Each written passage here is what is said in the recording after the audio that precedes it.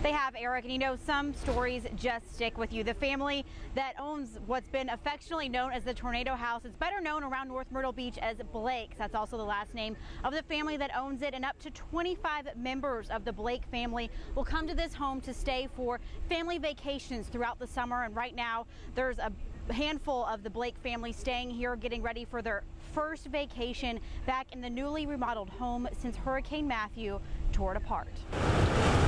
There was like this big hurricane, and then there was like a flood, and then rain came in. But it wasn't strong enough to drown out the family traditions. See how big the table is? Of the Blakes. Who wants bacon? My father wanted a family house for everybody to come and enjoy.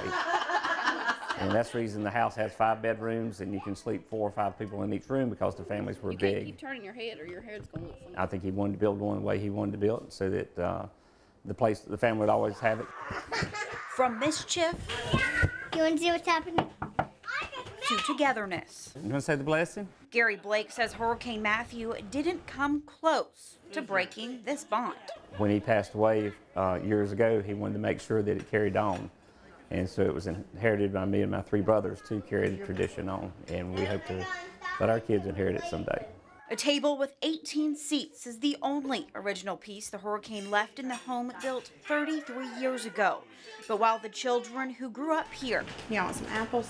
now bring their own children to the table, With peanut butter on them. some conversation topics And we're going to the beach today. don't change.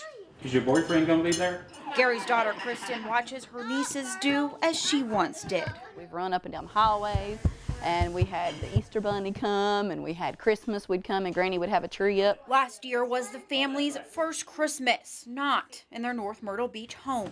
2 months before, the North Carolina family found out it would be a while before they were back. I swear that's your house on TV, and I was like, what are you talking about? And she said, I know it is. It's got the Blake sign. I know that's your house on TV. And After watching the news, Gary Blake was here 4 days later, looking at the home's extensive damage. We used to have original 12-inch wide pine board flooring, custom.